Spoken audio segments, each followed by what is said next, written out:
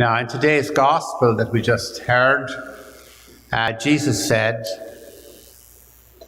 "Whoever wishes to come after me must deny himself, take up his cross and follow me." Now, recently I was reading a story about a girl called Mary Ann. Mary Ann was somebody who was filled with fear, anxiety, and terror. She had discovered an irregularity in her breast, and she feared that it was cancer. And in a state of alarm, she instinctively went to a nearby Catholic church. She knelt down at the side altar that had a statue of St. Francis de Sales.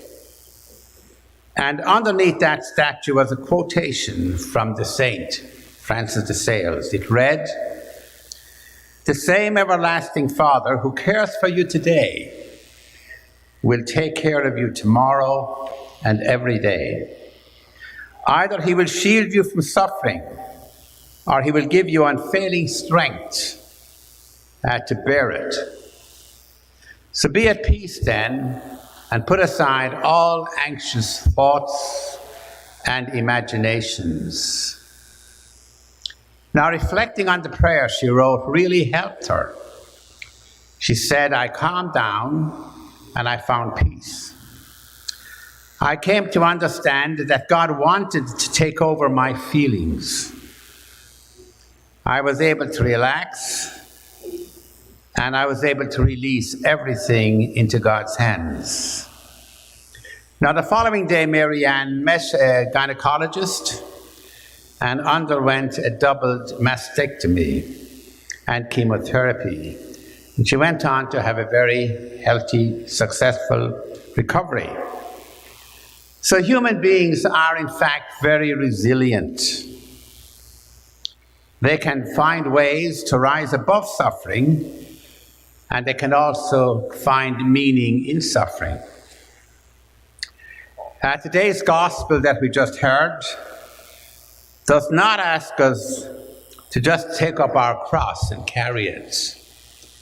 It's not a cold lifting a cross and carrying it. It asks us to make some sense out of our suffering and to put some meaning into our suffering. And so a few ideas, a few thoughts that might help us to give meaning or to make sense out of the sufferings and anxiety and stresses that we confront us.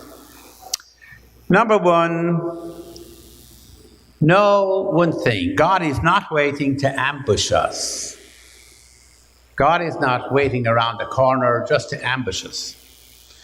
Sometimes overly focused on our sin and doubting our worth, we doubt our worth, we doubt our value. And we wrongly picture God as hiding along the path of life, ready to spring out and punish us for our offenses, the things we do that are wrong. And people are sometimes tempted to see sickness and disaster as God's punishment for our human failures and for our weaknesses. Now, there's a story in the Gospels, Jesus and his disciples, they were walking along the road, and they met this man that was blind, a blind man. And if you remember, the apostles said to Jesus, they said, "Well, why is this man blind? What caused that? Where did that come from? Was it his sin, or was it his parents' sin that actually caused him to be born blind?" That was a certain perspective they had about suffering. And Jesus set them straight. He said it was no sin either of this man or his parents. This man was born blind to let God's works show forth in him. So in suffering, there's a lot of messages that are carried in sufferings. The man was born blind to reveal the greatness, the power, and the goodness of God. So God, then, we need to know, is not about inflicting blindness or cancer or earthquakes upon us. God is about the opposite. He is about removing the scourges and healing their evils. Because God wants us healthy and He wants us well and strong. Another point in the whole concept of suffering and in understanding the cross, recognize that we live in an imperfect world. We don't live in a perfect world. We are all in some way disordered. Every one of us has some kind of a disorder. And we all have a tendency to evil. And you may ask, why does God permit terrible atrocities that are taking place, for example, in Afghanistan today? And in the book of Genesis, when you read the story of creation, God blessed Adam and Eve, and He said to them, "Be fertile and multiply and fill the earth." And then He followed up, He said, "Subdue it." And we don't emphasize that enough. He said, be fertile, multiply, fill the earth and subdue it, be able to control the earth. So notice that He said, subdue it. And so the work of creation has not been completed. It's a thing in process.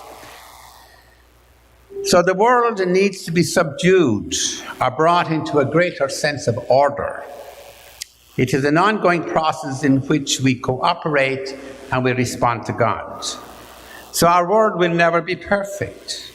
And as we continue to grow by subduing the world, that causes pain, that causes hurt, and that challenges us. A lot of pain comes from that particular source. Now, the theologians and biblical scholars in the church who explain the church's teaching to us, they talk about the will and desire. They tell us that the will and desire of God is that we be healed, that we find healing, and that we be saved.